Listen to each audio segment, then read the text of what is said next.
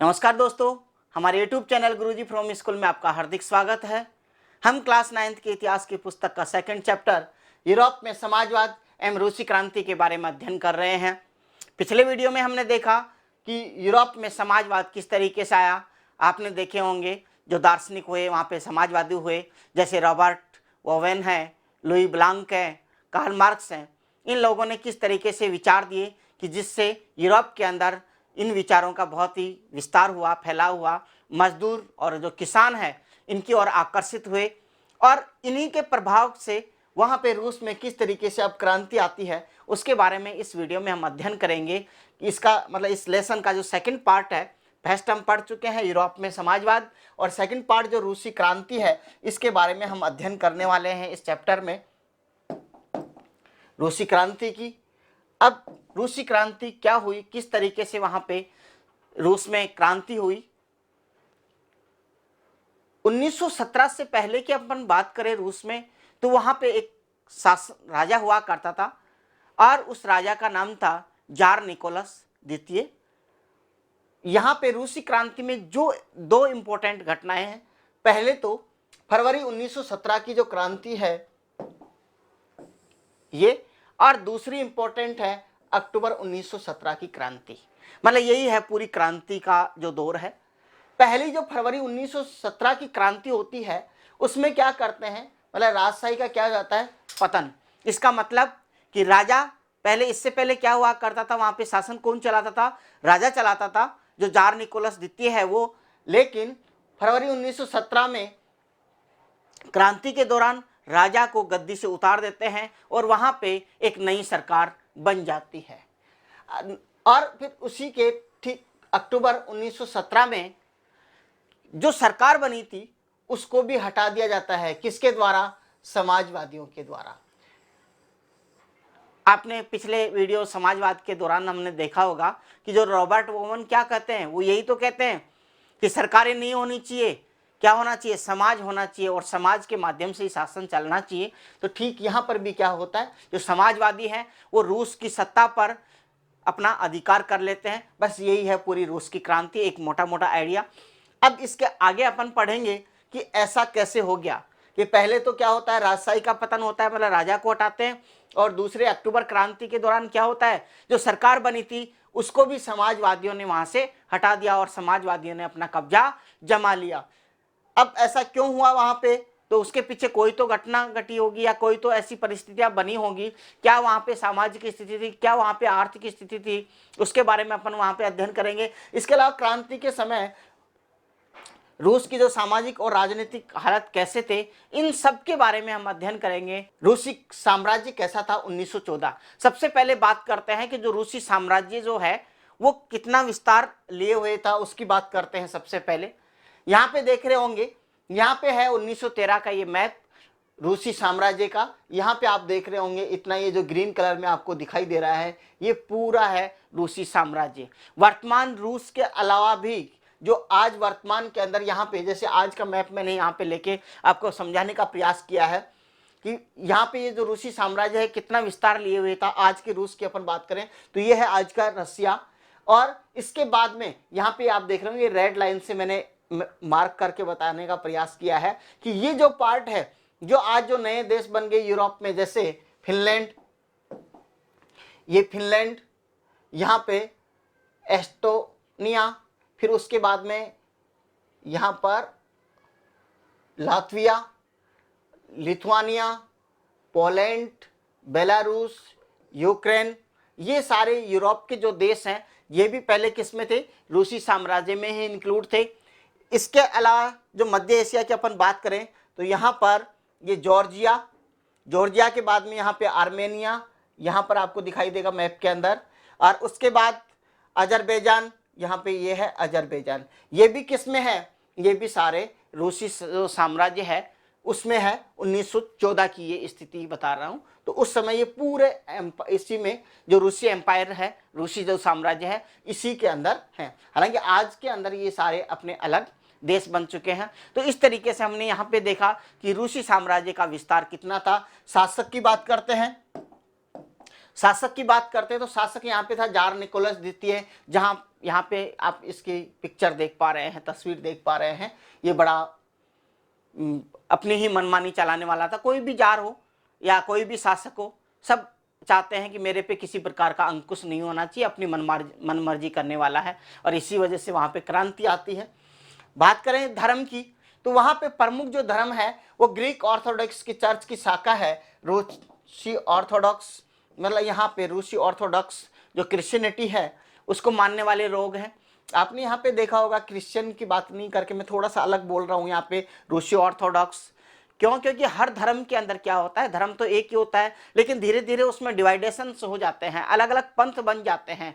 जिस तरीके से आप बुद्धिज्म में देखोगे हीनयान और महायान आगे, जैन धर्म में देखोगे श्वेतांबर और दिगंबर आ जाते हैं, इसी तरीके से हिंदू धर्म में भी देखोगे तो अनेक पंथ बने हुए हैं। ठीक इसी तरीके से क्रिश्चियन धर्म में या ईसाई धर्म के अंदर भी अनेक पंथ टाइप में बने हुए हैं, और उसके अंदर भी जो रूसी ऑर्थोडॉक्स की जो लोग हैं वो यहाँ पे सबसे अधिक प्रमुख धर्म को मानने वाले लोग हैं। इसके अलावा अन्य लोग भी हैं, जैसे कैथोलिक है, प्रोटेस्टेंट हैं, मुस्लिम्स हैं, बौद्ध हैं, ये सारे धर्म के मानने वाले भी, लेकिन ये अल्पसंख्यक हैं, ये बहुसंख्यक मात्रा में है।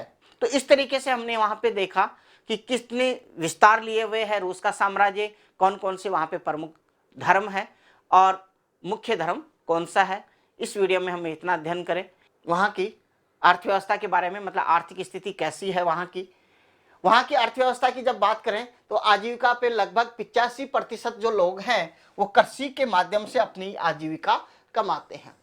इसके अलावा बाकी आप यूरोप की बात करेंगे, जैसे जर्मनी ले लो, फ्रांस ले लो, ऑस्ट्रिया ले लो, तो वहां पर क्या होता है, खेती तो लोग करते हैं, लेकिन 40-50% आबादी तो खेती से अपने आजीविका कमाती है। लेकिन यहाँ पर तो आप देख रहे होंगे 85% जनसंख्या क्या है, एग्रीकल्चर कर रही है, मतलब खेती कर रही है।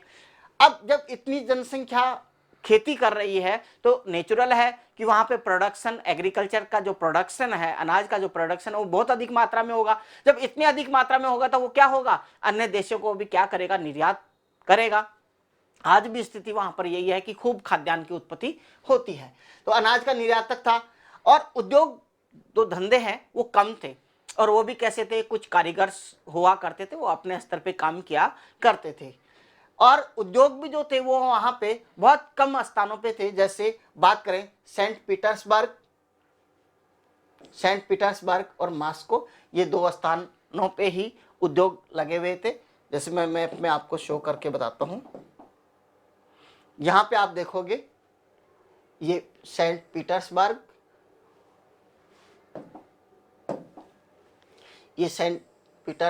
और यहां पे ये मॉस्को, इन स्थानों पे ही ये उद्योग लगे हुए हैं।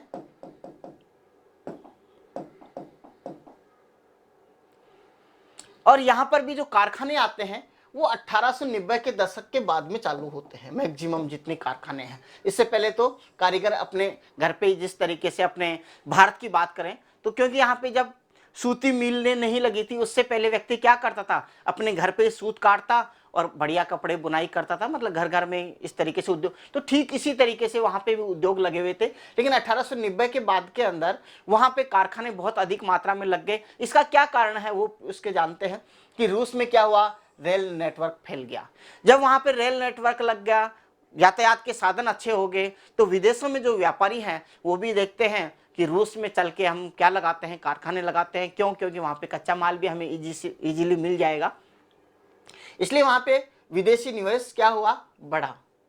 विदेशी लोग वहाँ पे आके कारखाने लगाते हैं, और विदेशी लोगों के कारखाने लगाने की वजह से वहाँ पे इनमें जो प्रोडक्शन है, उत्पादन है, यहाँ पे देख पा रहे होंगे, यहाँ पे ये मैंने कोयले का उत्पादन, यहाँ पे 2 एरो बनाए हैं, बहुत अधिक, मतलब दुगना हो गया। पहले की तुलना में कितना हो गया, जस्ट डबल हो जाता है। और स्टील का जो उत्पादन है वो पहले की तुलना में कितना हो गया, 4 गुना अधिक हो गया।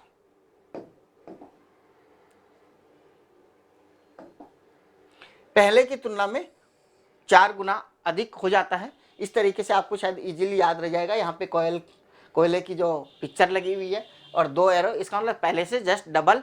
और यहाँ पे मैंने स्टील का पिक्चर डाल के यहाँ पे बताने का प्रयास किया गया है कि पहले से कितना गुना अधिक हो गया, 4 मल्टीप्लाई अधिक उत्पादन हो गया। अब जब इस तरीके से वहाँ पे कारखानों में तेजी आई ये उत्पादन बढ़ा तो नेचुरल है कि आप ये भी विचार करेंगे कि मजदूरों की संख्या भी नेचुरल है बड़ी होगी। अब मजदूरों की संख्या की बात करें तो सन 1900 तक क्या हुआ, कारीगरों की संख्या बराबर कारखानों में मजदूरों की संख्या। कारीगर मतलब यही काम होता था, लेकिन पहले क्या होता था, व्यक्ति अपने घर परिवार में बैठ के आराम से काम करता था, अपने इंडिविजुअल करता था, तो वो तो हो गए कारीगर। और कारखानों में अब जो लार्ज स्केल पे काम होने लग गया वो है कारखाना मजदूर। लेकिन अब वो घर पे काम नहीं करके कहाँ पे काम करने जा रहा है, कारखानों में काम करने जा रहा है। तो यहाँ पे जो संख्या है कारीगरों की और कारखाना मजदूरों की लगभग बराबर हो गई। और यहाँ पे किसान भी बहुत सारे जो गाँव के अंदर छोटे किसान थे जिनके पास जमीन नहीं थी, वो लोग भी यहाँ पे आके कारखानों में काम करने लग गए। इसका मतलब यहाँ पे कारखानों में मजदूरों की संख्या बहुत अधिक बढ़ गई। अब जो इतने भी कारखाने हैं, कारखाने किसके हैं, निजी संपत्ति है, क्योंकि ये पूंजीपतियों के हैं और पूंजीपतियों के अपनी पर्सनल संपत्ति है। ये कार्ल मार्क्स का वो सेंटेंस याद करो, कार्ल मार्क्स ने कहा, क्या कहा था कि जितने भी जो पूंजीवादी व्यवस्था है ये किसके है, निजी लोगों की है। और निजी लोगों की यदि कारखाने होंगे तो क्या होगा, मजदूरों का उससे कभी भला नहीं होगा। क्यों, क्योंकि जो प्रॉफिट है वो सारा गेन कर लेंगे, अपना सेविंग कर लेंगे। कौन, जो पूंजीपति हैं वो अपने प्रॉफिट के बारे में विचार करेंगे, मजदूर जो है उसके हित की कोई बात नहीं करेगा। तो ठीक ऐसा यहाँ पे भी होता है, जब उद्योग किसके हैं, निजी संपत्ति है, वो उनमें काम करवाते हैं तो अधिक से अधिक उनको प्रॉफिट चाहिए तो क्या करेंगे, मजदूर से अधिक समय तक काम भी लेने का प्रयास करेंगे और मजदूरी कम देने का प्रयास करेंगे ताकि अधिक से अधिक प्रॉफिट हो। तो ऐसे ही, अब ऐसी बात नहीं है कि राजा ने ऐसी कोई व्यवस्था नहीं कर रखी थी, राजा ने भी देख रखा था, चलो ठीक है हमारे यहाँ पे जब कारखानों का विकास हो गया है, यहाँ पे उत्पादन बढ़ा है, तो मजदूरों को क्या है, मजदूरी समय पर मिलनी चाहिए और वो भी न्यूनतम। उन्होंने एक तय कर दिया कि इससे कम कोई मजदूरी नहीं होनी चाहिए। और इसके अलावा काम के घंटे भी तय कर दिए और एक डिपार्टमेंट भी बना दिया, निगरानी विभाग, सरकारी विभाग बना दिया। लेकिन वह सरकारी विभाग ये इन दोनों नियमों का पालन नहीं कर पा रहा था, निगरानी नहीं कर पा रहा था। क्यों, क्योंकि वहां पे कारखाने किसके अंडर में है, निजी संपत्ति है, निजी लोगों के हाथ में है, पूंजीपतियों के हाथ में है। तो वो क्या चाहते हैं, वो तो अपने प्रॉफिट से मतलब है। तो अब यहाँ पे इन दोनों का ही निगरानी वो नहीं कर पाते। इसके अलावा वहां पे मजदूरों के रहने वाले क्या बने हुए थे, डॉर्मेट्री। क्या होती है डॉर्मेट्री, इस तरीके से होती है डॉर्मेट्री। क्या होता है कि एक बड़े से हॉल के अंदर बहुत सारे छोटे छोटे पलंग लगा दिए जाते हैं जिसमें एक आदमी ही सो पाता है। और वहाँ पे लेकिन मजदूरों की स्थिति अच्छी नहीं होती है। क्यों, क्योंकि वहाँ पे शिफ्टों में जैसे काम चलता है, जैसे मान लो कि 12 घंटे या 15 घंटे काम चलना है तो एक मजदूर वहाँ पे आके रेस्ट करेगा और उनके बदले में जो सो रहे थे पहले से वो जाके इंडस्ट्री में काम करेंगे। जब वो आएंगे तो उनको उठना पड़ेगा। इस तरीके की बड़ी व्यवस्थाएं नहीं थी और परिवार के साथ वह रह नहीं पाते थे। इस तरीके से क्या था, मजदूरों की स्थिति बड़ी दयनीय थी। लेकिन ये निगरानी जो विभाग है ये अपना दायित्व प्रॉपर नहीं निभा पाता था। कारण एक ही है, क्योंकि उद्योग जो है वो पूंजीपतियों के अंडर में है। समाज में सबसे पहले बात करते हैं मजदूर। सामाजिक स्तर पर जो मजदूर है वहां पे बटा हुआ है। पिछले हमने वीडियो में ये ध्यान रखा था कि उनकी स्थिति कैसी है, बड़ी खराब स्थिति है, डॉर्मेट्री में रेस्ट करते हैं, घर से दूर रहते हैं। तो ये सारी चीजें यहाँ पे भी दोबारा से देख लेते हैं। तो मजदूर क्या है, बटा हुआ है सामाजिक स्तर पे। कैसे, क्या क्या चीजों में वो बटा हुआ है आपस में, अस्थायी और अस्थायी। कुछ श्रमिक हैं जो वहां पे आकर शहरों में अस्थायी रूप से बस गए और कुछ श्रमिक है जो अभी भी ग्रामीण परिवेश में रहते हैं, लेकिन जब खेती नहीं होती है तब यहाँ पे आके काम करते हैं। तो दोनों एक अलग अलग पार्ट में देखते हैं। यहाँ पे हमेशा अस्थायी रहने वाले, उनकी एक अलग इमेज बन जाती है। और जो ग्रामीण क्षेत्र से 6 महीने के लिए जैसे मान लो काम करने आए हैं, 6 महीने बाद में वापस चले गए, तो उनका तो वो एक अलग अलग डिवाइडेशन हो जाता है। इसके बाद में बात करें योग्यता व दक्षता, वहां पर योग्यता के आधार पर भी क्या था, उन मजदूरों में डिवाइडेशन था। आप भी जानते हैं जिस व्यक्ति को अच्छी काम आता है, मान लो अपने टेक्निकल काम का अच्छा जानकार है, तो थोड़ी सी उसकी सामाजिक स्तर पे प्रतिष्ठा बढ़ जाती है। एक सिंपल मजदूरी है तो उसके अंदर प्रतिष्ठा अधिक नहीं होती। मतलब एक तरह से, अब जैसे यहाँ पे मैं बात करूं कि जो धातु मजदूर है वो खुद को साहब मानते थे। क्यों, क्योंकि उनका काम कैसा था, टेक्निकली था, सीखने में टाइम लगता था, उनकी डिमांड अधिक थी, इसलिए वो थोड़े से अपने आप को साहब मानते थे, थोड़े से ऊंचे मानते थे बाकी लेबर क्लास की तुलना में। इसके आगे बात करें 1914 तक कारखानों में जो काम करने वाले मजदूर थे उनमें से 31% जो महिला मजदूर थी, उसके बावजूद भी उनकी जो मजदूरी मिलती थी पुरुष की तुलना में या तो आधी हुआ करती थी या 3/4 इतनी कम थी। तो इस तरीके से यहाँ पे भी इस क्षेत्र में भी अपने को विभेद देखने को मिलता है। इसके बाद मजदूरों का यह फासला उनके पहनावे व्यवहार में दिखाई देता है। अब ये परिवर्तन है कि उन दोनों में भेद है, ये जितना भी भेद है, ये फैसला जो है ये सारा उनके कपड़ों के पहनावे में और आपसी व्यवहार में भी, क्योंकि जो अच्छा काम करने वाला है, टेक्निकली काम करता है, उसकी इज्जत अच्छी होती है, और जो कम काम जानता है उसको एक तरह से कम इम्पोर्टेंस दिया जाता है। इस तरीके के उसमें बिहेव में और ये सब चीज़ें नज़र आती है। इसके बावजूद भी क्या होता था, उन मजदूरों में एक खासियत थी, यदि किसी भी मजदूर को कोई मान लो फैक्ट्री मालिक है उसको निकाल देता था तो सारे एकजुट होकर क्या करते थे, हड़ताल कर लेते थे। ठीक इसी तरीके से जैसे मान लो मैं एक एग्जाम्पल दूँ आपके स्कूल का ही, कि जैसे मान लो 9th क्लास और आपके मान लो 9th के 2 सेक्शन है, 9th A और 9th B। 9th A और B में यदि कंपटीशन है तो आपस में एक दूसरे का साथ देते हैं, लेकिन 9th A और B का कंपटीशन 10th क्लास से या अदर स्कूल से किसी से हो तो वो दोनों क्या हो जाएंगी, एकजुट हो जाएंगी। अब ठीक इसी तरीके से मजदूरों में भी आपस में तो विभेद है, लेकिन जब उनकी लड़ाई मालिक से होती है तो वो सारे मजदूर क्या हो जाते हैं, एकजुट हो जाते हैं। और आपको पता है समाजवादियों को तो ऐसी ही जगह चाहिए कि जहां पे मजदूरों में क्या हो, यूनिटी हो जाए, तो वहां पे समाजवाद लाना आसान है। इस तरीके से यहाँ पे मजदूरों की स्थिति हमने देखी। इसके बाद में बात करते हैं किसानों की। वहां पे जो जमीन है, जमीन जितनी भी जमीन है, कुछ पे खेती तो कौन करते हैं, किसान लोग खेती करते हैं, लेकिन जितने भी विशाल जो खेत हैं वो किसके अंडर में है, सामंतों के में, राजशाही में और ऑर्थोडॉक्स जो चर्च है उनके अंडर में है। मतलब किसान किसकी जमीन पे काम कर रहा है, सामंतों, राजशाही और ऑर्थोडॉक्स चर्च जो है इनकी जमीनों पे काम कर रहा है। अब लेकिन इन सामंतों को, राजशाहियों को जो जमीन मिली हुई है, जो विशाल प्रॉपर्टी मिली हुई है, ये उनकी सामाजिक हैसियत की वजह से नहीं मिली हुई है, लोकप्रियता की वजह से नहीं मिली हुई। ये क्यों मिली हुई है, क्योंकि वो जो जार है उसके प्रति निष्ठा और सेवाओं के बदले में मिली हुई है। वो जार के प्रति निष्ठा रखते हैं, उनका सहयोग करते हैं, इस वजह से ये प्रॉपर्टी उनको मिली हुई है। इस तरीके से मतलब जमीन किसके हिस्से में आ रखी है, सामंतों और राजशाही है, जो नवाब है इनके पास में है या फिर चर्च के पास में है। किसानों की बात करें, किसानों को भी क्या है, जिस तरीके से मजदूर 2 भागों में डिवाइडेशन था, ठीक इसी तरीके से किसान भी क्या है, 2 भागों में बटा हुआ है। कैसे, अमीर और गरीब के रूप में। क्यों, क्योंकि कुछ किसान कैसे हैं, संपन्न हैं, वो दूसरे किसानों से या मजदूरों से अपने खेतों में काम करवाते हैं क्योंकि उनकी बहुत बड़ा लैंड है, जमीन है उनके पास में। लेकिन कुछ किसान ऐसे हैं जिनके पास क्या है, जमीन नहीं है, और वो दूसरे की खेती, जिनके जो संपन्न किसान है उनके यहाँ पे काम करते हैं। तो उन दोनों में भी भेद है, अमीर और गरीबी का। तो इस तरीके से ये भी बटा हुआ है। उसके बाद में बात करें, किसान चाहता है कि जमीन किसानों को मिलने चाहिए।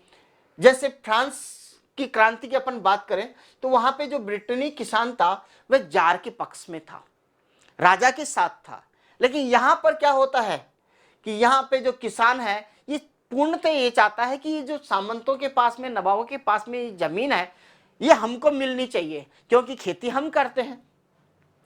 यहाँ तक कि नवाबों और सामंतों का सम्मान नहीं, कई जमींदारों की हत्या कर दी गई थी, वो उनका सम्मान भी नहीं करते, और कई जमींदारों क्या कर दी गई, हत्या कर दी गई। इसी वजह से रूसी किसान समय समय पर सारी जमीन अपने कम्यून मतलब मीर को सौंप देते थे, और फिर कम्यून ही प्रत्येक परिवार की जरूरत के हिसाब से किसानों को जमीन बांटता।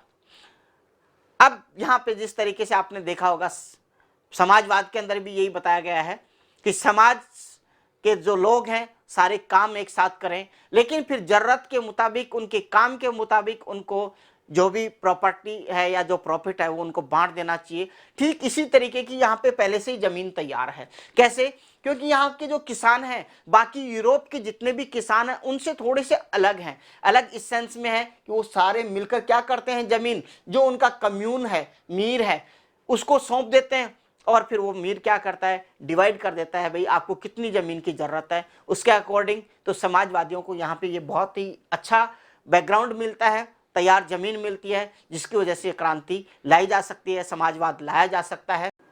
रूस में समाजवाद, रूस में समाजवाद की बात करने से पहले कुछ बातें यहाँ पे डिस्कस करते हैं। सबसे पहले तो ये याद रखें कि वहाँ पे जार कौन है, जार है निकोलस सेकंड। जार का मतलब वहाँ का शासक। 1914 से पहले राजनीतिक पार्टियां उसने क्या कर रखा है, गैर कानूनी कर रखी है, पाबंदी लगा रखी है कि कोई भी ऐसा राजनीतिक संगठन नहीं होना चाहिए जो जार के खिलाफ हो। इसका मतलब उसने कोई भी ऐसे दल को मान्यता नहीं देता है। लेकिन कार्ल मार्क्स जो अनुयायी है, वो जो समाजवादी हैं, वो क्या करते हैं, अपना एक संगठन बनाते हैं। कब? 1898 में। Russian social democratic workers party या रूसी सामाजिक लोकतांत्रिक श्रमिक पार्टी। इसमें क्या है, जो शहरों के जो मजदूर हैं उनका ये संगठन है। राजनीतिक संगठन तो है, मान्यता प्राप्त नहीं है, लेकिन अपना जितने भी कार्य हैं वह राजा की नज़र से बच के करता है, चोरी छुपे करता है। जैसे मान लो मीटिंग बुलानी है तो वो ऐसी जगह मीटिंग करते थे, जैसे मान लो कहीं सीढ़ियों में कर दी, नीचे से कुछ लोग बैठ गए, कुछ सीढ़ियों में बैठ गए, और इस तरीके से, ताकि किसी को पता भी नहीं चले कि यहाँ पे मीटिंग चल पा रही है। और इनका क्या काम था इन राजनीतिक संगठनों का, ये जो संगठन है, एक तो ये अखबार का प्रकाशन करता था, जिसके माध्यम से मजदूरों को क्या करता था, संगठित करता था, और मजदूरों के हितों की बात को लेकर क्या करता था, हड़ताल भी आयोजित करता था। ये काम करता था कौन? Russian social democratic workers party. और ये चाहती थी कि मजदूर क्या हो, सारे संगठित हों। तो शहरों के अंदर तो ये जो पार्टी है, Russian social democratic workers party, ये मजदूरों को संगठित करने में लग रही है, समाजवाद लाने के लिए। और अब ग्रामीण परिवेश में जो किसान रहते हैं, वहाँ पे किस तरीके से संगठन होता है, किस तरीके से समाजवाद आने का प्रयास कर रहा है, वो भी देखते हैं। 19वीं सदी के आखिर में ग्रामीण इलाकों में भी समाजवादी सक्रिय हो गए। जो समाजवादी लोग हैं वो ग्रामीण क्षेत्र में भी क्या हो गए, सक्रिय हो गए, एक्टिव हो गए, और वो चाहते हैं कि किसानों भी क्या हो जाए, संगठित हो जाए। 1900 ईस्वी के अंदर सोशलिस्ट रेवोल्यूशनरी पार्टी, मतलब समाजवादी क्रांतिकारी पार्टी, ये किसानों की एक पार्टी गठित होती है। जब किसानों के हित की पार्टी है तो किसानों के हित की ही बात करेगी। क्या करती है ये? किसानों के अधिकारों के लिए संघर्ष करती है, और सामंतों की जो जमीन है किसानों को देने की मांग करती है। ये मांग करती है कि जो सामंतों के पास में, नवाबों के पास में जमीन है, वह किनको दे दी जाए, किसानों को दे दी जाए, ताकि वो अपना अच्छे से काम कर सकें। और क्योंकि यहाँ पे सामंतों के यहाँ पे काम करने से मेहनत तो वो लोग करते हैं, और सारा प्रॉफिट किसके पास चला जाता है, सामंतों के पास। उनके पास में उनकी रहने के लिए, खाने पीने के लिए अच्छी स्थिति नहीं है, तो उनके हितों की बात करेंगे। और ध्यान रखें, कोई भी संगठन हो जिनके हित की बात करेगा वो उससे आके जुड़ेगा। जब ये संगठन किसानों के हित की बात करेगा तो किसान क्या होगा, इससे आके जुड़ेंगे। और वहाँ पे जैसे पिछले स्लाइड में हमने देखा कि वहाँ पे जो मजदूरों की जो डेमोक्रेटिक पार्टी है, वर्कर्स पार्टी है, वहाँ पे वो मजदूरों की बात करते हैं तो मजदूर उससे जुड़ेगा। यहाँ पे अब इतनी ये दो संगठन जो वहाँ पे काम कर रहे होते हैं समाजवाद लाने के लिए, तो ये जो समाजवादी है, रूसी समाजवादी, एक बात मानते हैं कि जो रूस का जो किसान है वो स्वाभाविक रूप से ही क्या है, समाजवादी है। देखिए आप, हम पिछली वीडियो में ये देखे हैं कि वहाँ का जो किसान है वो क्या करता है, समय समय पे अपनी जमीन जितनी भी है सारी कम्यून को सौंप देता है, और फिर कम्यून आवश्यकता अनुसार या जितनी किसान को आवश्यकता है वह उसको वापस उसको लौटा देता है। तो इस तरीके की जो भावना है, यही समाजवाद का एक भावना, समाजवाद की भावना भी यही है। इसलिए ये कहते हैं कि रूस का जो किसान है वो स्वाभाविक रूप से ही कैसा है, समाजवादी है। इसलिए क्रांति मजदूर नहीं किसान लेकर आएंगे, इसलिए मजदूर नहीं किसान लेके आएंगे क्रांति। क्यों? क्योंकि वो पहले से ही समाजवादी हैं। और बाकी जो रूसी देश हैं, रूस के जो बाकी देशों के मुकाबले क्या होगा, यहाँ पे ज़्यादा जल्दी समाजवादी देश बन जाएगा।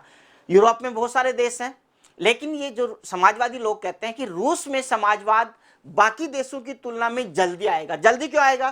क्योंकि किसान पहले से ही समाजवादी विचारधारा से जो उनके अंदर भीतर है पहले से ही, क्योंकि वो खेत को एक साथ सामूहिक जैसे खेती करते हैं, जिसको ज़रूरत के मुताबिक या उनके श्रमिक के अकॉर्डिंग प्रॉफिट को बांट लेते हैं। तो इसलिए ये कहते हैं कि किसान जो है यही क्रांति रूस में लेके आएगा।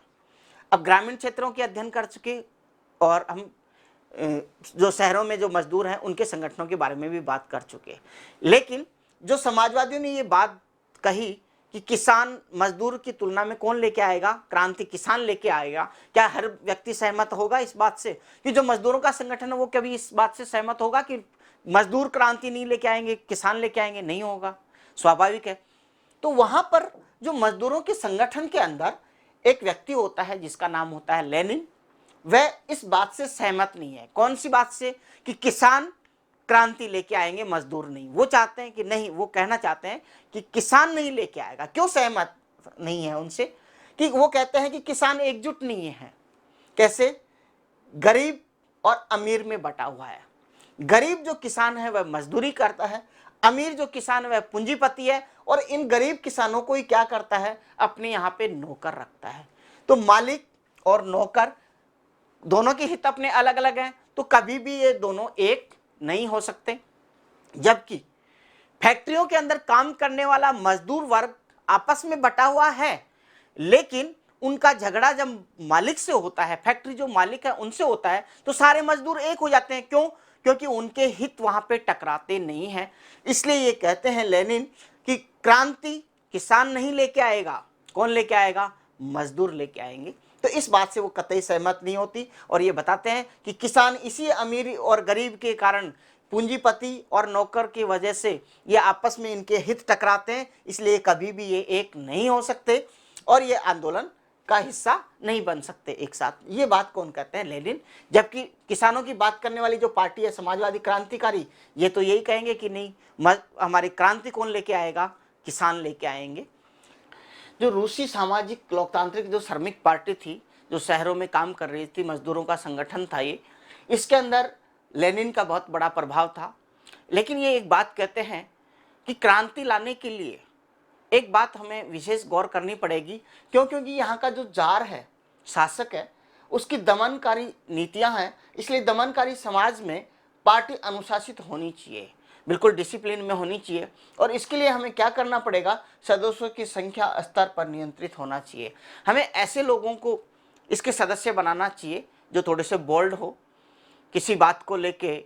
यदि उथल पुथल का समय 1905 की क्रांति, कि 1905 में क्रांति हुई थी, तो उस समय कैसे उथल पुथल का समय था? अब आप कहोगे कि सर आपने फर्स्ट में तो ये कहा था कि दो ही एक तो फरवरी 1917 की क्रांति और अक्टूबर 1917 की क्रांति के बारे में ही बताया था, इसके बारे में तो बताया ही नहीं। लेकिन मैं बता देता हूँ, 1905 की जो क्रांति है इसमें कोई विशेष सफलता नहीं मिली थी। राजा के द्वारा इसको दबा दिया गया था। इसको एक तरह से इसका जो कार्य था वो पूरा, इसका जो लक्ष्य था वहाँ तक ये नहीं पहुँच पाई थी। इस वजह से इसका इम्पोर्टेंस तो है, लेकिन मैंने वहाँ पे समझाते समय आपको जो प्रमुख इम्पोर्टेंस था उन्हीं के बारे में बताया था। लेकिन आज इस वीडियो में हम डिस्कस करते हैं कि 1905 की क्रांति है वह किस तरीके से हुई और राजा ने इसको किस तरीके से कवर करके इसकी मृत्यु कर दी। तो आगे देखते हैं। यहाँ पे 1905 में जो शासक होता है वो होता है जार निकोलस द्वितीय। जार निकोलस जो द्वितीय होते हैं वो कैसे होते हैं? शासक निरंकुश जार होते हैं, मतलब अपने हिसाब से कार्य करते हैं, वह किसी का हस्तक्षेप नहीं चाहते हैं। हालांकि रूस के अलावा बाकी जो यूरोप के दो देश हैं वहाँ पे क्या है? शासक हैं, लेकिन वहाँ पे राष्ट्रीय संसद बनी हुई है। संसद का जो इम्पोर्टेंस है या संसद के मत के अनुसार शासक जो है, वहाँ का सम्राट जो है वह निर्णय करता है। लेकिन रूस का सम्राट अभी तक भी अपने हिसाब से चलता है। वह किसी प्रकार की संसद नहीं रखना चाहता, रखना भी नहीं चाहता है, क्योंकि कोई भी अपने ऊपर कोई कंट्रोल किसी प्रकार का नहीं चाहता है। इसलिए मैंने यहाँ पे बताया गया है कि वो निरंकुश जार है, अपने हिसाब से कार्य करता है। जब मान लो कोई राजा हो और वह उस पर किसी का नियंत्रण नहीं हो, अपने अनुसार ही काम करे, तो क्या जनता खुश होगी? आप विचार बता सकते हैं अपने। लेकिन मैं समझ गया आप यही कहना चाहेंगे कि सर ऐसा खुश नहीं होगी वहाँ की जनता। बिल्कुल सही कहा आपने। तो वहाँ के लोग भी खुश नहीं थे, रूस की जनता भी खुश नहीं थी। तो इसलिए उदारवादियों, सामाजिक लोकतांत्रिक और समाजवादी जो क्रांतिकारी ने क्या किया कि ये जो व्यवस्था बनी हुई है, राजा अपने निरंकुश तरीके से शासन कर रहा है, इस व्यवस्था को हम समाप्त करेंगे। क्या करेंगे? समाप्त करना चाहते हैं। कौन? उदारवादी, उसके बाद में सामाजिक लोकतंत्रवादी जो मजदूरों का संगठन है, और यहाँ पे समाजवादी क्रांतिकारी जो किसानों का संगठन, जो पिछले वीडियो में हम अध्ययन कर चुकी वो है। ये सब मिलके क्या चाहते हैं कि राजा जो यहाँ पे निरंकुश है, इसकी सत्ता समाप्त की जाए और वहाँ पे राष्ट्रीय संसद वगैरह या कोई भी, मतलब इसको कुल मिला के परिवर्तित होनी चाहिए जो व्यवस्था चली आ रही है। इसमें परिवर्तन के लिए क्या करते हैं और इनका सहयोग कौन करते हैं? राष्ट्रवादियों और जदीदियों। जदीदियों का मतलब होता है इस्लाम के आधुनिकरण के जो समर्थक हैं, वो लोग भी इनका समर्थन करते हैं। किनका? उदारवादियों का, सामाजिक लोकतंत्रवादी और समाजवादी जो क्रांतिकारी लोग हैं, जो सत्ता को परिवर्तित करना चाहते हैं, जो व्यवस्था बनी हुई है इसको बदलना चाहते हैं, इनका सहयोग करते हैं। अब आगे कैसे और क्या कारण है कि इतना 1905 के अंदर उथल पुथल हुई? दूसरी बातें ये भी देखते हैं। वो तो उधर तो है ही व्यवस्था, वो चाहते हैं कि ये बदलनी चाहिए व्यवस्था। क्यों? क्योंकि जार कैसा है? निरंकुश है। इसके अलावा भी कुछ बातें करते हैं। 1904 के वर्ष में मजदूरों के लिए खराब था। जो 4 का वर्ष था वो मजदूरों के लिए बड़ा खराब था। क्यों था? इसके कुछ कारण है, वो बता देता हूँ। एक कारण तो देखो ये भी था, इसी समय रसिया और जापान के बीच में कुछ युद्ध हो रहा था, उसकी वजह से भी इनकी स्थिति थोड़ी खराब थी। और दूसरा इनके अलावा, क्यों? क्योंकि जब युद्ध होता है तो आप जानते हो महंगाई बढ़ती है। तो उसी को लेके मैं यहाँ पे मजदूरों के बारे में बात करता हूँ। जरूरी चीज़ों की कीमतें क्या हो गई? बढ़ गई। जरूरत की जो कीमतें हैं, जो खाने पीने का जो राशन है, वह यहाँ पे बढ़ गया। क्यों? क्योंकि जब कोई व्यक्ति, जो पुरुष वर्ग है, वह खेत में काम करता था, अब कहाँ करने लग गया? युद्ध में चला गया। सामग्री जो पहले ग्रामीण परिवेश में खाने पीने के काम आती थी, अब वो कहाँ जा रही है? युद्ध में जा रही है। तो नेचुरल है, खाने पीने का सामान की जो रेट है, कीमतें हैं, वो बढ़नी है। तो जरूरी चीज़ों की कीमतें बढ़ गई और वास्तविक वेतन में कमी जो है मजदूरों के 20% हो गई। इसका मतलब ये हुआ कि पहले जो चीज़ 80 रुपये में आती थी, वह अब कितने रुपए में आने लगी? 100 रुपये में आने लग गई। तो इस तरीके से इसकी ग्रोथ हो गई 20% की लगभग। इसकी वेतन में वृद्धि, इस तरीके से वास्तविक वेतन में उसकी कमी हो गई और कीमतें बढ़ गई। अब जब महंगाई बढ़ गई यहाँ पे, तो व्यक्ति को वेतन कम मिल रहा है, उसकी ज़रूरतें पूरी नहीं हो पा रही हैं। तो नेचुरल है, मजदूर क्या होगा? अंदर से बिल्कुल ही क्रांतिकारी विचारों वाला बन जाएगा। मजदूर संगठनों के सदस्यों की संख्या में तेजी से बढ़ती हुई, और यहाँ पे जो मजदूरों के जो संगठन है, मजदूरों की हित की जो बात करने वाले संगठन है, उनकी संख्या में क्या हो रहा है? तेजी से वृद्धि। तेजी से वृद्धि क्यों होगी? क्योंकि कोई व्यक्ति यदि मुसीबत में है और उसका हल बताने वाला कोई व्यक्ति आ जाए, कोई संगठन आ जाए, तो वह व्यक्ति उसी की तरफ जाएगा जो उसको हल बताए। तो यहाँ पे जो संगठन वो क्या चाहते हैं, क्या बताते हैं कि मजदूरों की जो समस्याएं हैं उनका निराकरण हमारे पास है। तो नेचुरल है, हर मजदूर उन संगठनों से जुड़ना पसंद करेगा। 1904 की रूसी श्रमिक सभा में 4 सदस्यों को प्यूतिलोव आयरन वर्क्स कंपनी ने नौकरी से हटा दिया। अब ये घटनाएं चल ही रही थी। इसी दौरान क्या हुआ कि एक जो श्रमिक संगठन है, जो अभी अपन ने पढ़ा था कि सामाजिक जो लोकतांत्रिक जो श्रमिक पार्टी है, उसके 4 मजदूर थे। उनको क्या किया? वह एक फैक्ट्री में काम करते थे जिसका नाम था प्यूतिलोव आयरन। इस फैक्ट्री के अंदर जब वो काम करते थे तो उनको उस मालिक ने या फैक्ट्री मालिक ने उसको क्या किया? अपने यहाँ से नौकरी से हटा दिया। जब नौकरी से हटा दिया तो पहले भी हम देख चुके हैं कि यदि श्रमिक और जो मालिक है, फैक्ट्री मालिक के बीच में टकराव होता है तो सारे श्रमिक क्या हो जाते हैं? एक हो जाते हैं। यहाँ पे भी ऐसा ही होता है कि सारे मजदूर एक हो जाते हैं। और इस बात के खिलाफ कि आपने इन 4 मजदूरों को अपनी फैक्ट्री से क्यों हटा दिया, इसके खिलाफ क्या करते हैं? हड़ताल करते हैं। सेंट पीटर्सबर्ग के 1,10,000 से ज्यादा मजदूर हड़ताल पर चले गए। और इसी बात को लेकर सेंट पीटर्स, जहाँ पे मजदूरों की संख्या बहुत अधिक है, वो सारे के सारे कहाँ चले गए? विरोध करने के लिए हड़ताल पे चले गए कि हम भी काम नहीं करेंगे यदि आप इनको वापस फैक्ट्री में नहीं लेते हैं तो। और ये मजदूर मांगे करने लग जाते हैं अपने जीवन स्तर को सुधारने के लिए भी क्या क्या मांग करते हैं? काम के घंटे घटाकर 8 घंटे किए जाएं। ये कहते हैं कि फैक्ट्रियों में हम काम करते हैं 15-16 घंटे तक, मजदूरी हमें कम मिलती है और उसके बावजूद भी यदि कोई भी छोटी सी बात हो तो जो मालिक है वह मन मर्जी से कभी भी किसी को नौकरी से निकाल देता है, जिससे मजदूर के सामने अनेक प्रकार की समस्याएं आ जाती हैं। इस वजह से क्या होना चाहिए? एक तो ये निश्चित होना चाहिए कि हमें 8 घंटे से अधिक काम नहीं करवाया जाए। दूसरा, वेतन में वृद्धि, क्यों? क्योंकि महंगाई इतनी बढ़ गई है कि जिससे हमारा परिवार का पालन पोषण भी नहीं हो पा रहा है, इसलिए हमारे वेतन में क्या होनी चाहिए? वृद्धि होनी चाहिए। और तीसरी बात करते हैं कार्य स्थितियों में सुधार। कार्य स्थितियों में सुधार का मतलब यह है कि जिन फैक्ट्रियों में हम काम करते हैं वहाँ की परिस्थितियाँ हमारे अनुकूल नहीं है, तो उनकी जो परिस्थितियाँ हैं जहाँ पे हम काम करते हैं उनमें भी थोड़ा सुधार होना चाहिए। इस तरीके की मांग लेके ये सब लोग हड़ताल करते हैं। अब हड़ताल करते हैं तो आगे कुछ तो होगा। खूनी रविवार, क्या हुआ था खूनी रविवार, क्यों कहते हैं इसको? आइए इसमें बात करते हैं। यहाँ पे आप देख रहे होंगे यह है पादरी गैपन, जिसका भी मैं डिस्कस आगे करने वाला हूँ। उसके बाद यहाँ सेंट पीटर्सबर्ग के अंदर जो राजा का महल है वो है। इसके बाद यहाँ पे जो घटना घटी, जहाँ पे राजा के जो सैनिक है उन्होंने गोलियां चलाने के बाद में जो घटना घटी उसका पिक्चर है। और ये वर्तमान में जो सेंट पीटर्सबर्ग के अंदर जो महल है राजा का, उसकी पिक्चर है। यहाँ पे आप देख लें, आगे मैं डिस्कस करने वाला हूँ। पादरी गैपन के नेतृत्व में मजदूरों का एक जुलूस विंटर पैलेस मतलब जार के महल के सामने पहुंच गए, जो अभी मैंने पिछली वीडियो में दिखाया था। वहां पे महल के पास में इनका लीडरशिप कौन कर रहे हैं? पादरी गैपन कर रहे होते हैं। पुलिस और कोसैक्स ने मिलकर मजदूरों पर हमला बोल दिया। ये अपनी मांगे लेके राजा के पास पहुंचे थे, लेकिन वहां पे राजा ने क्या किया? अपनी पुलिस और कोसैक्स का मतलब होता है उनके जो गुप्तचर टाइप में, गुप्तचर जो सैनिक हैं ऐसे कह सकते हैं, एक गुप्त जो सैनिक है वो और पुलिस दोनों मिलकर क्या करते हैं? मजदूरों पर हमला बोल दिया। अब ऐसे तो है नहीं कि मजदूर अपने यहाँ पे हथियार साथ लेके गए थे कि राजा जैसे ही मना करेगा हम गोलियां चला देंगे, ऐसा तो नहीं। वो तो अपनी सिर्फ मांग रखने के लिए शांतिपूर्वक एक तरह से जुलूस लेके वहां पे शासक के पास गए थे, जार के पास गए थे। लेकिन जार ने क्या किया? उन पे गोलियां चलाने का आदेश दे दिया। उसमें क्या हुआ? लगभग 100 मजदूर मारे गए और 300 के लगभग के मजदूर क्या हो गए? घायल हो गए।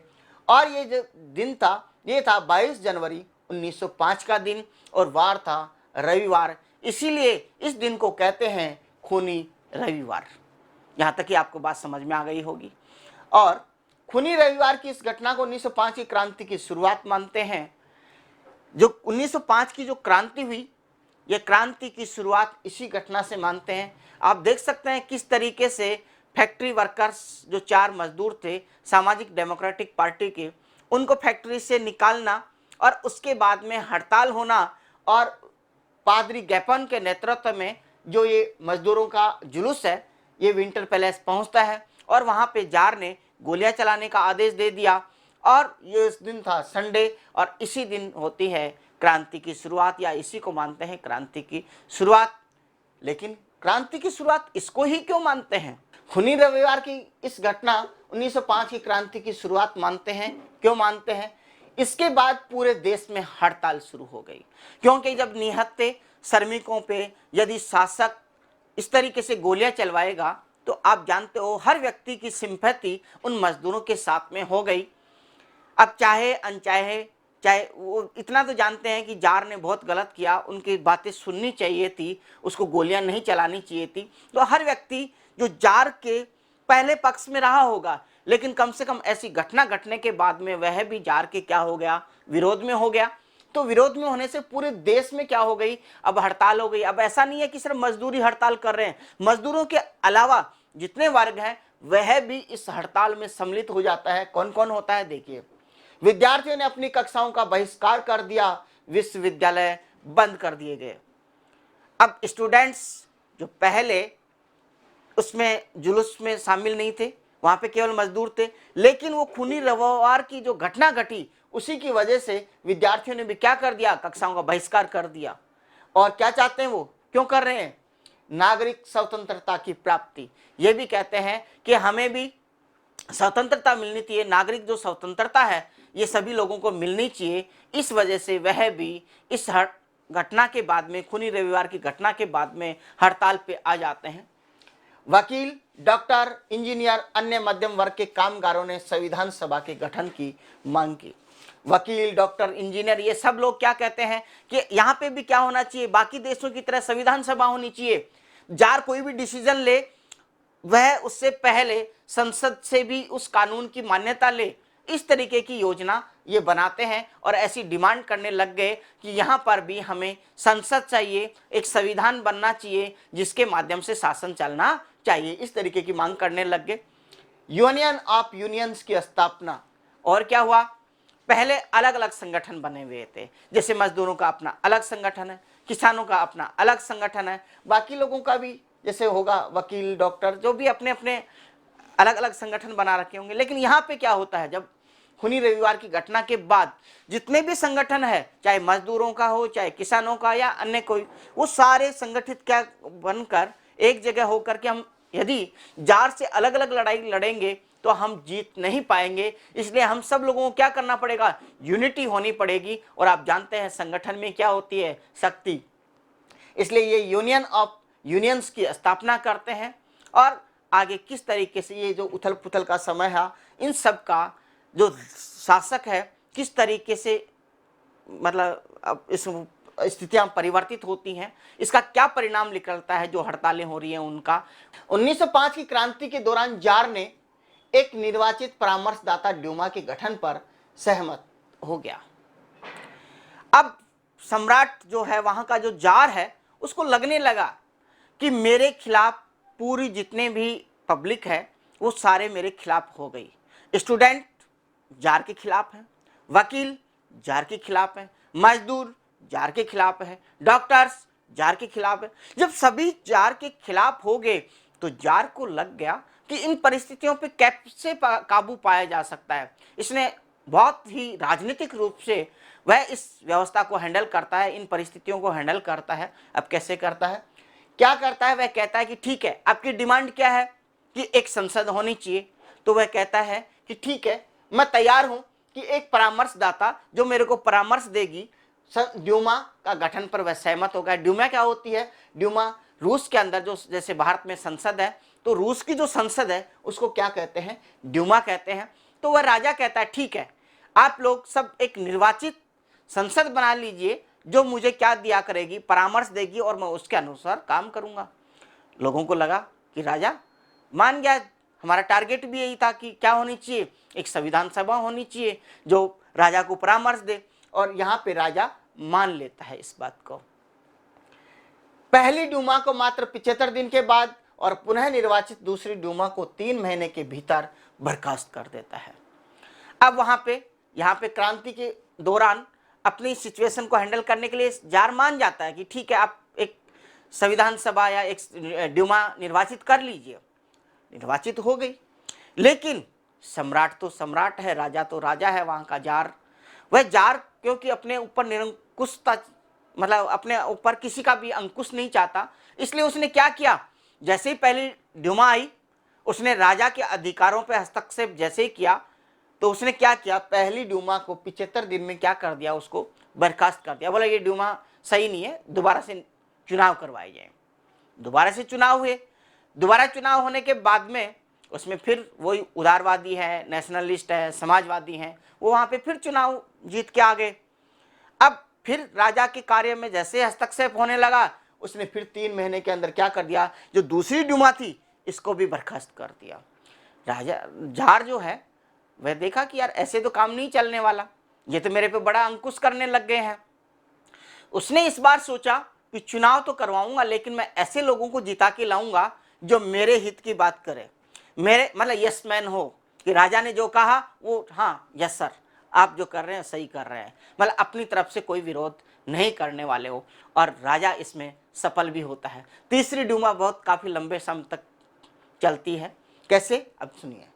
जार ने मतदान कानूनों में फेरबदल कर दिया। जो जार है, मत देने के जो कानून बने हुए थे उसमें कुछ फेरबदल इस तरीके से किया कि चुनाव कौन जीत के आए, जो उसके अनुयायी है, जो उसकी बात मानते हैं।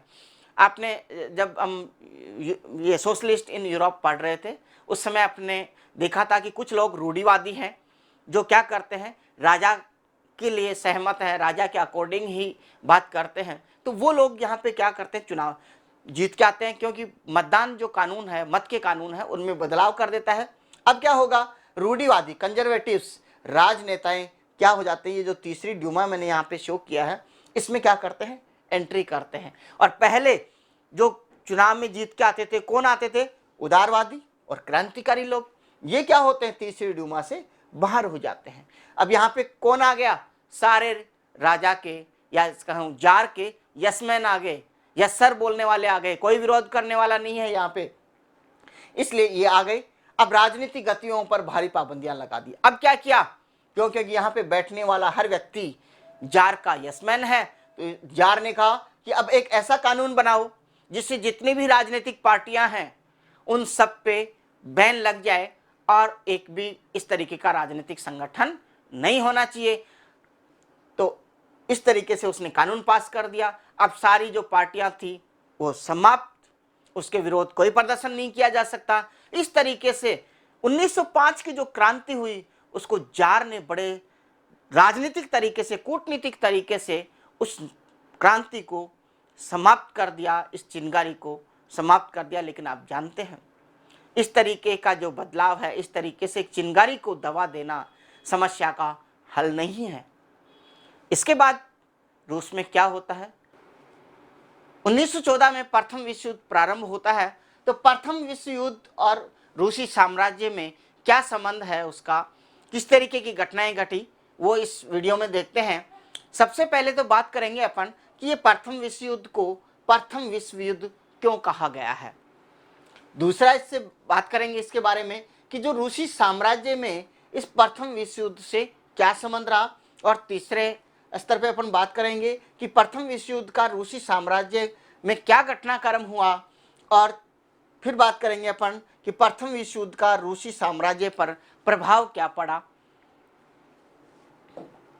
सबसे पहले बात करते हैं इस विश्व युद्ध के बारे में।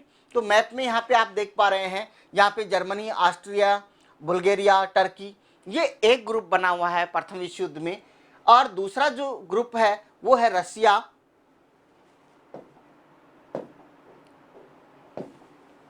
यहाँ पे ये रसिया, फ्रांस, ब्रिटेन, इस तरीके से ये एक गुट है। ग्रीन कलर में आपको जो दिखाई दे रहे हैं ये युद्ध में सम्मिलित नहीं है। तो पहला ग्रुप जर्मनी, ऑस्ट्रिया, तुर्की, ये वाला, और इसके विरोध में फ्रांस, ब्रिटेन और रूस, ये तीनों इससे युद्ध कर रहे हैं। हालांकि इसमें बाद में इटली व रोमानिया भी आके सम्मिलित हो जाते हैं। तो ये जो युद्ध होता है, अब यहाँ पे तो लड़ा यूरोप में लड़ा जा रहा है, लेकिन यूरोप है के जो देश है, फ्रांस है, ब्रिटेन है, यहाँ पे रसिया है, इनके उपनिवेश हैं पूरे बाकी देश, पूरे वर्ल्ड के अंदर। तो इस युद्ध का प्रभाव वहाँ पर भी दिखाई देता है जहाँ जहाँ पर इनका उपनिवेश है। इसका मतलब यह युद्ध केवल यूरोप में नहीं लड़ा गया, ये वहाँ पर भी लड़ा गया जहाँ जहाँ पे इनके उपनिवेश थे, वहाँ पर भी, मतलब पूरे वर्ल्ड में लड़ा गया। इसलिए इस युद्ध का नाम दिया गया प्रथम विश्व युद्ध। आगे बात करते हैं कि रूस से इसका क्या लेना देना रहा, क्या इससे संबंध रहे। प्रथम विश्व युद्ध जब हुआ था उसके अंदर प्रारंभ में, मतलब शुरू में तो क्या हुआ, रूसियों का समर्थन मिला इस युद्ध को पूर्ण तरीके से। इसका मतलब ये हुआ कि जनता ने जार का भी समर्थन किया, जार को साथ दिया जनता ने। लेकिन जैसे जैसे युद्ध लंबा चला जार के प्रति जन समर्थन कम हो गया। क्यों हो गया कम इसलिए हो गया कि जार ने ड्यूमा से सलाह लेना छोड़ दिया और जन समर्थन कम होने लगा। पहले हालांकि इस ड्यूमा के अंदर जार के सारे समर्थन वाले लोग हैं, उसको समर्थन करने वाले हैं, लेकिन युद्ध के दौरान प्रारंभ में तो उसने सलाह मशवरा किया, लेकिन धीरे धीरे जैसे समय बीतने लगा वैसे वैसे जार ने इससे ड्यूमा से सलाह लेना बंद कर दिया। जब ड्यूमा से सलाह लेना बंद कर दिया तो नेचुरल है कि वह जब बाहर लोगों से बातचीत करेंगे, पब्लिक में ये हवा जाएगी कि जार ने तो अपनी मनमर्जी चालू कर दी और वह यहाँ तक कि ड्यूमा से किसी भी डिसीजन के बारे में बातचीत नहीं करता, उनसे सलाह नहीं लेता। इस वजह से क्या हुआ, पब्लिक में भी ये हो गई, अच्छा जार तो अपनी मनमर्जी करने लग गया, अपना वापस निरंकुश हो गया, तो इसलिए का मतलब उसमें उसके विरोधी भावनाएं आ गई। दूसरा और क्या हुआ, जनता में जर्मन विरोधी भावनाएं बढ़ने लगी, क्योंकि जर्मनी से युद्ध चल रहा है रूस का, इसलिए पब्लिक में क्या हुआ, जनता के दिल में जर्मनी के खिलाफ बहुत सारी भावनाएं आ गई। उनमें इतनी बुरी भावनाएं आ गई, इतनी भावनाएं उसके खिलाफ आ गई कि उन्होंने वहां पे जो एक शहर था सेंट पीटर्सबर्ग, उसका नाम भी बदल के क्या रख दिया, पेट्रोग्राद। ऐसा क्यों किया, क्योंकि जो सेंट पीटर्सबर्ग जो नाम है, सिटी का नाम है, ये जर्मन नाम है, जर्मन भाषा का नाम है, इसलिए उन्होंने इस शहर का नाम भी बदल दिया। आप समझ सकते हैं यहाँ पे जर्मनी की विरोधी भावनाएं कितनी लोगों के घर कर गई है, दिलो दिमाग पर छा गई है। और तीसरी अपन बात करें, जारीना मतलब जार की जो पत्नी है, महारानी है, वह अलेक्सांद्रा, वह भी जर्मन मूल की है। अब जनता को ये लगने लगा कि हमारी सेना क्यों पिछड़ रही है इस युद्ध में, कारण इसका यही है कि जो अपना सम्राट है वह युद्ध में अच्छे से नहीं लड़ रहा है, और इसीलिए पब्लिक से सलाह मशवरा, मतलब जो डूमा है उससे सलाह मशवरा भी नहीं करता। ऐसा क्यों नहीं करता, क्योंकि उसकी जो रानी है वह कहाँ की है, जर्मनी की है, और इसीलिए जो जार हैं अपने ससुराल में प्रॉपर तरीके से ढंग से युद्ध करना नहीं चाहता, उनका नुकसान नहीं करना चाहता। और इसके आगे बात करें, चौथी बात, घटिया सलाहकार। जो राजा को सलाह देने वाले लोग हैं वह भी कैसे हैं, घटिया हैं, वह सही सलाह नहीं देते। जैसे बात करें रासपुतिन की, रासपुतिन को लेके पब्लिक में बहुत ही विरोध था कि ये अच्छा सलाहकार नहीं है, ये जार और जो जारीना है इसको सही सलाह नहीं देता है। ये एक सन्यासी था रासपुतिन, और राजशाही को अलोकप्रिय बना दिया। इसकी वजह से क्या हुआ, जो राजशाही है ये बिल्कुल जनता में अलोकप्रिय हो गई। ये रासपुतिन जो है, ये प्रारंभ में क्या हुआ कि जो रानी है, ये अपने पुत्र का इलाज करवाने के लिए इसको बुलाया था, एक तरह से तांत्रिक कह सकते हैं, उस तरीके की ये सन्यासी थे। उन्होंने उसका इलाज भी कर दिया, और उसी वजह से रानी पे इनका प्रभाव अधिक हो गया। और लेकिन जब वह अन्य किसी की सलाह नहीं लेके, हमेशा छोटी छोटी बातें हो या राज्य की कितनी भी कोई महत्वपूर्ण बात हो, सबकी सलाह कौन किससे ली जाती है, रासपुतिन से। जब रासपुतिन से सलाह लेने लग गए तो पब्लिक जो है वह उसके विरोधी हो गई कि ये रासपुतिन ने कुछ जादू टोना कर रखा है किस पे, राजा और रानी से, जिसकी वजह से जो जार है वह ड्यूमा से सलाह नहीं लेता, इसी से सलाह लेता है। ऐसा लोगों में भावनाएं पैदा हो गई, जिसकी वजह से क्या हुआ, जो राजशाही है वह अलोकप्रिय होती गई। और जैसे जैसे आपको पता है अलोकप्रिय होएगा राजा, तो जनता ने उसका साथ देना छोड़ दिया। अपन यही बात कर रहे थे कि जार का समर्थन कम क्यों हो गया।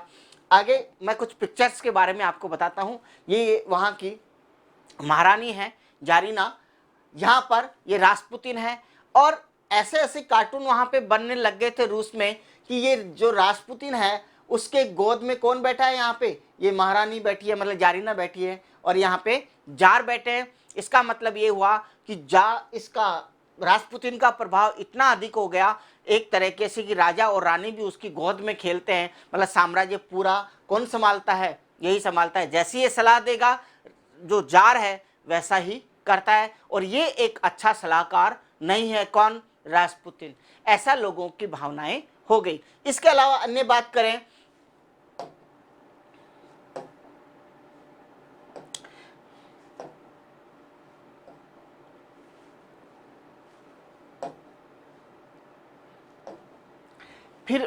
फिर बात करते हैं कि प्रथम विश्व युद्ध में रूस की में क्या क्या घटनाएं घटती हैं, उसके बारे में बात करें तो यहाँ पर जब प्रथम विश्व युद्ध के दौरान यहाँ पे ये दो मोर्चों पे ये युद्ध लड़ा जा रहा था। ये है पश्चिमी मोर्चा और यहाँ पर यह है पूर्वी मोर्चा। यहाँ पे ये युद्ध चल रहा है फ्रांस से की तरफ से, फ्रांस और ब्रिटेन जो है, और यहाँ पे रूस की सेना से। तो इस मोर्चे पर, पश्चिमी मोर्चे पर सैनिक कम मारे जा रहे हैं और पूर्वी सीमा पे सैनिक अधिक मारे जा रहे हैं, जो जहाँ पे रूस के सैनिक हैं। तो ऐसा क्यों है, क्योंकि यहाँ पे पश्चिमी जो मोर्चा है, यहाँ पे रूस की, ये फ्रांस की जो सेना है, ये इस तरीके से लड़ रही है कि यहाँ पे उसने कुछ ऐसे गड्ढे बना रखे हैं और उसमें वहां पर सैनिक खड़ा हो जाता है, अपनी गन बाहर रख लेता है और उसके बाद में युद्ध कर रहा है।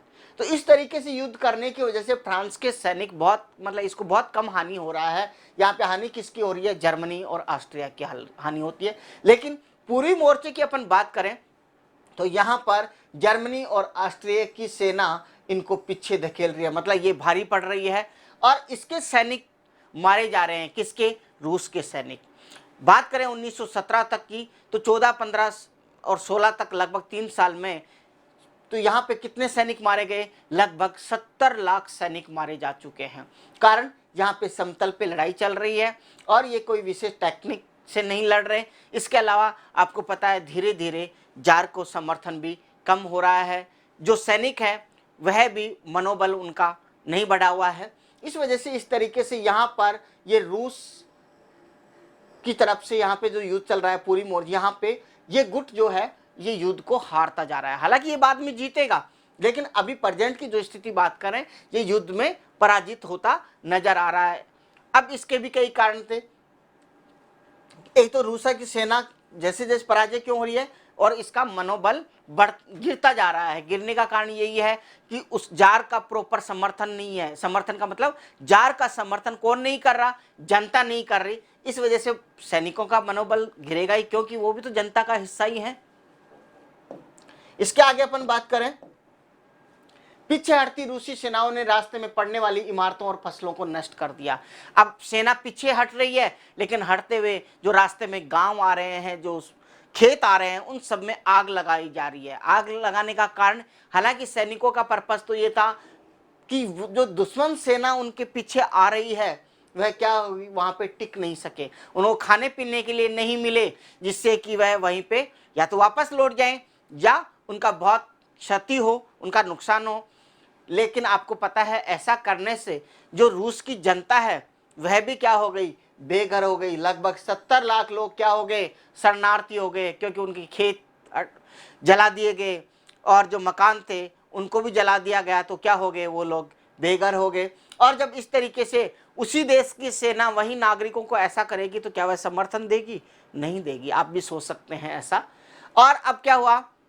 क्योंकि वह भी सिपाही भी क्या है? एक जनता का हिस्सा ही है, जनता का ही पार्ट है। इसलिए अब क्या करने लगा है? सिपाही भी युद्ध नहीं लड़ना चाहता। इस तरीके से ये घटनाक्रम घटता है प्रथम विश्व युद्ध में रूस के अंदर। अब इसके बाद वहाँ पे क्या घटना घटती है, इसके क्या इम्पैक्ट होते हैं? प्रथम विश्व युद्ध का रूसी साम्राज्य पर प्रभाव। सबसे पहले बात करते हैं उद्योगों पर। उद्योग पहले से ही रूस में बहुत कम है और उसके बावजूद भी उन पे क्या इम्पैक्ट होता है, क्या प्रभाव होता है कि बाहर से मिलने वाली आपूर्ति बंद हो गई। उद्योगों के लिए जो भी माल बाहर से आता था या मशीनरी जो बाहर से आती थी, विदेशों से आयात की जाती थी, वह बिल्कुल बंद हो गई। उसका बंद होने का क्या कारण था? बाल्टिक सागर पर जर्मनी का अधिकार हो जाना। मैप में आपको शो करवाता हूं। यहां पे आप मैप में देख पा रहे होंगे, यहां पर है ये बाल्टिक सागर, यहां पे है रूस, यहां पे है जर्मनी, ये ऑस्ट्रिया और फ्रांस। इस जर्मनी ने यहां पर अपना अधिकार जमा लिया इस बाल्टिक सागर पे। ये बाल्टिक सागर है और यहां पर जर्मनी ने अपना अधिकार कर लिया। तो आप समझ सकते हैं कि यहाँ पे रूस पे आने के लिए जहाज किधर से एंटर करेगा? ये रास्ता ही नहीं बचा, मतलब उसने रास्ता नहीं छोड़ा ही नहीं। तो इसलिए क्या हुआ, इस प्रकार से यहाँ पर बाल्टिक सागर पर जर्मनी का अधिकार होने के कारण क्या हुआ, जो बाहर से आने वाली जो आपूर्ति हुआ करती थी कच्चे माल की समझ लो या मशीनरी की, वो पूर्ति बिल्कुल बंद हो गई। इस वजह से उद्योगों पे इम्पैक्ट पड़ा। फिर दूसरा, 1916 तक रेलवे लाइन टूटने लगी। युद्ध के कारण क्या हुआ? रेलवे लाइन भी टूट गई। और जब आवागमन के साधन ही नहीं रहे, वहां पे परिवहन का साधन नहीं रहा, तो किस तरीके से वहां पे उद्योगों तक माल लाया जा सकता है और कैसे तैयार माल वहां से दूर बेचने के लिए ले जाया जा सकता है?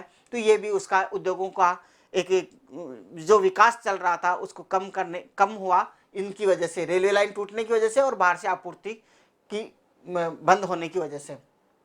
इसके बाद में आगे बात करें, हष्ट-पुष्ट मर्द युद्ध में। जो हष्ट-पुष्ट मर्द थे, जो ताकतवर पुरुष थे, उन सबको जार ने क्या किया? युद्ध में धकेल दिया। बचे कौन? कमजोर से लोग, जिनका शायद अपना शरीर भी ले चलना मुश्किल हो रहा होगा। अब वो क्या मजदूरी करेंगे, किस तरीके से कारखानों में काम करें। तो इसलिए जब हष्ट पुष्ट मर्द जो है वो युद्ध में चले गए तो मजदूरों की क्या हो गई, कमी हो गई। और जब मजदूर नहीं होगा कारखाने के अंदर तो कारखाने कैसे चलेंगे। तो जरूरी सामान के जो वर्कशॉप हैं वो भी क्या हो गए, बंद हो गए। जब आवश्यकता की वस्तुओं के वर्कशॉप बंद हो गए, उनके कारखाने बंद हो गए, तो बहुत ही आप जानते हैं उद्योगों की स्थिति यहाँ पे बहुत खराब हो गई। आगे बात करें उद्योगों के अलावा अनाज की यदि हम बात करें तो अनाज क्या हुआ, सैनिकों का पेट भरने के लिए मोर्चे पर भेजा जाने लगा। जो अनाज है, क्योंकि सैनिकों को भी क्या चाहिए, खाना चाहिए। पहले युद्ध तो बाद में ही कर पाएगा ना, जब यदि उसको शरीर में खुद में ही जान नहीं है तो युद्ध कैसे कर पाएगा। इसलिए जार ने क्या किया, अनाज जो था वो सैनिकों को पेट भरने के लिए मोर्चे पर भेज दिया, मतलब सैनिकों के लिए भेज दिया। जब अनाज सैनिकों के लिए भेज दिया, खेतों में काम करने के लिए कोई है नहीं, कारखानों में काम करने के लिए कोई है नहीं, अब क्या होगा, उत्पादन नहीं होगा। और जब उत्पादन नहीं होगा तो क्या हुआ, शहरों में रोटी और आटे की कमी हो गई। अब जब रोटी और अनाज की कमी हो जाए तो आप जान सकते हैं जब व्यक्ति भूखा रहता है तो क्या उसकी स्थिति होती है, वह कुछ भी कर सकता है। अभी आपने लॉकडाउन के दौरान भी देखा होगा, बहुत सारे मजदूरों का एक ही स्टेटमेंट आ रहा था कि पता नहीं कोरोना से मरेंगे कि नहीं मरेंगे, लेकिन भूख से हम पहले ही मर जाएंगे। तो ठीक स्थिति यहाँ पे भी चल रही है कि जब खाने के लिए लोगों के पास में अनाज नहीं है, रोटी नहीं है, क्या होता है, 1916 की सर्दियों में रोटी की दुकान पर दंगे भड़क गए। इसका मतलब क्यों, खाने के लिए क्या करने लगे, लोग लड़ने लग गए। क्यों, क्योंकि अनाज नहीं है। अनाज कहाँ चला गया, सीमा पर सैनिकों के लिए चला गया। और उत्पादन करने के लिए किसान भी नहीं है। क्यों नहीं है, क्योंकि उनको भी हष्टपुष्ट जितने भी मर्द थे उन सबको कहाँ भेज दिया, युद्ध में भेज दिया। इस तरीके से रूस के अंदर जो प्रथम विश्व युद्ध का जो इम्पैक्ट होता है वो इस तरीके से उद्योगों पर और मानव जाति के ऊपर इस तरीके से पड़ता है। अब यहाँ पे आप देख रहे होंगे जब रोटी के लिए वो लड़ने लग गए तो क्या होगा, कुछ तो करेंगे, क्योंकि कहा जाता है कि मरता क्या नहीं करता। तो अब यहाँ पे जो बचे हुए जो लोग हैं, जो अनाज के लिए भी लड़ रहे हैं, रोटी के लिए जो दंगे कर रहे हैं, वो आगे क्या करते हैं वो देखने के लिए आप हमारा नेक्स्ट वीडियो देखें। यदि आपको ये वीडियो हमारा अच्छा लगता है तो लाइक एंड शेयर करें, हमारे चैनल को सब्सक्राइब भी कीजिए। Thank you for watching.